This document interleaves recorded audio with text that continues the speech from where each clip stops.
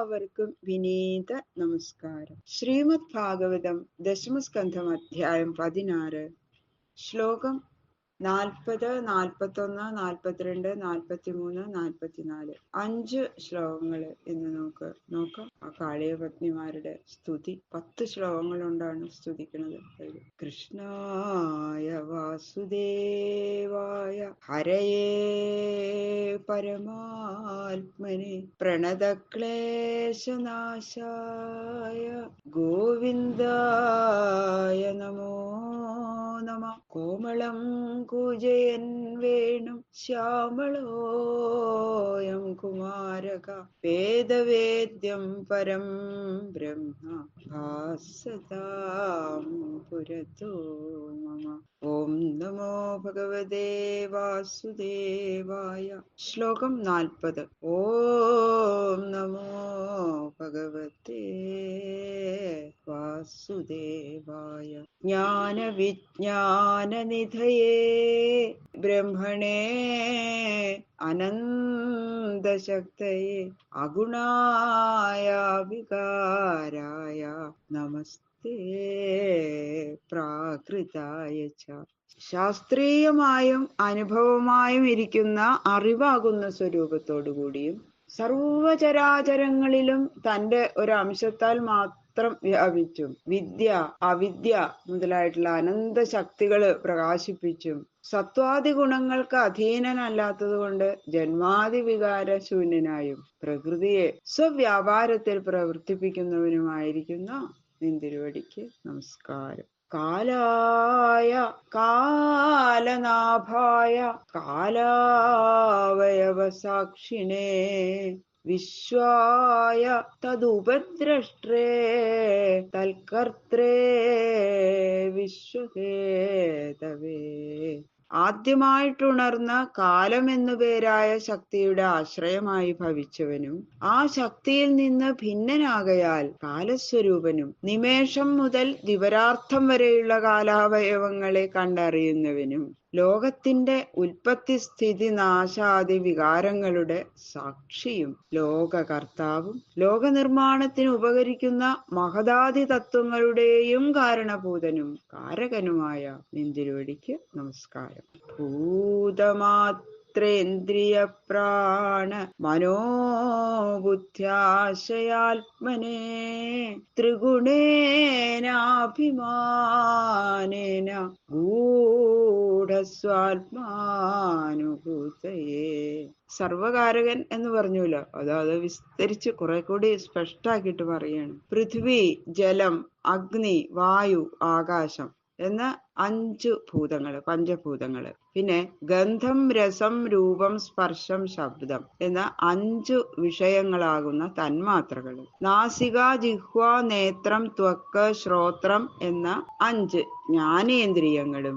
ഗുദം, ഉപസ്ഥം, വാക്ക്, പാണി, പാദം എന്ന കർമ്മേന്ദ്രിയങ്ങൾ 5ഉം. പ്രാണൻ, അപാനൻ, സമാനൻ, ഉദാനൻ, വ്യാനൻ, നാഗൻ, കൂർമൻ, കുകരൻ, ദേവദത്തൻ, ധനഞ്ജയൻ എന്ന 10 വിധ പ്രാണങ്ങളും.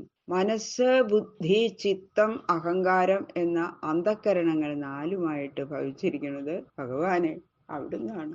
എന്നാൽ ലോകത്തിലുള്ള പ്രാണിവർഗത്തിന് ഈ ബോധം ഉണ്ടാകാതിരിക്കുന്നത് എന്തുകൊണ്ടാ? സത്വാദി ഗുണത്രയം നിമിത്തം സൃഷ്ടികാര്യമായിരിക്കുന്ന മേൽപ്പറഞ്ഞ ദേഹാദി സംഘാതത്തില് ഞാൻ എന്നുള്ള അഭിമാനം ഉണ്ടാകുന്നു. അതുകൊണ്ടാണ് അവർക്ക് മനസ്സിലാവാത്തത്.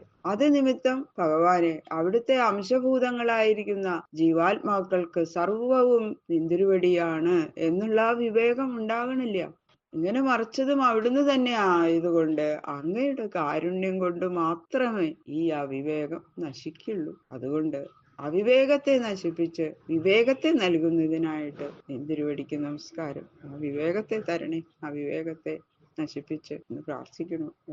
നമോ അനന്തായ സൂക്ഷ്മായ കൂടസ്ഥായ വിപശ്ചിതേ നാനാവതാനുരോധായ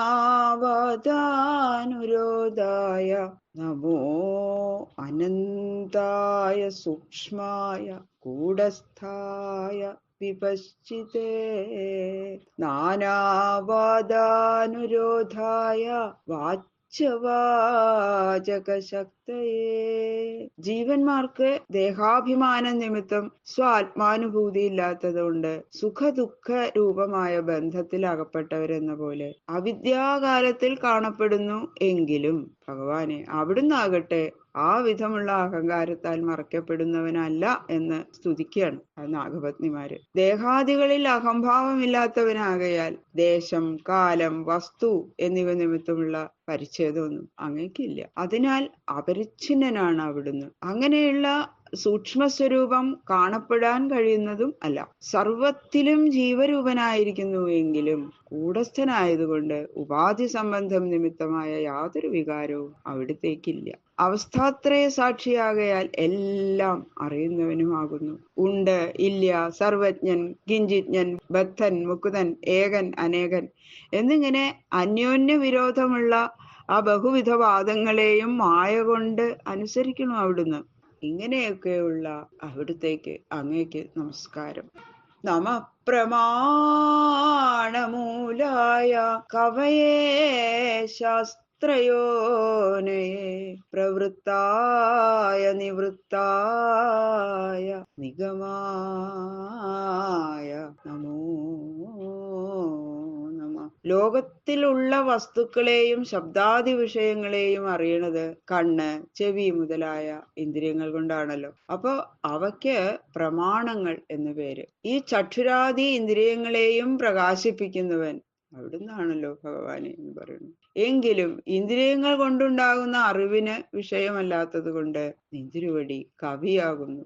സ്വയം പ്രകാശ സ്വരൂപമായ ജ്ഞാനമാണ് അവിടുന്ന്. സകല വേദങ്ങളും നിന്തിരുവടിയുടെ ശ്വാസഭൂതങ്ങളാകയാൽ അങ്ങ് ശാസ്ത്രങ്ങളുടെ ഉൽപ്പത്തി സ്ഥാനമാകുന്നു. വിധി, നിഷേധം എന്ന വാക്യങ്ങൾ കൊണ്ട് പ്രവർത്തിപ്പിക്കുന്നതും ലോകത്തിൽ നിന്ന് നിവർത്തിപ്പിക്കുന്നതുമായ ആ വേദവും അവിടുന്ന് തന്നെ. ഇങ്ങനെ ഉഭയസ്വരൂപനായ നിന്തിരുവടിക്ക് നമസ്കാരം. ബാക്കിയുള്ള ശ്ലോകങ്ങള് നാളെ നോക്കാം. സർവത്ര ഗോവിന്ദനാമ സങ്കീർത്തനം. ഗോവിന്ദ ഗോവിന്ദ ഗോവിന്ദ.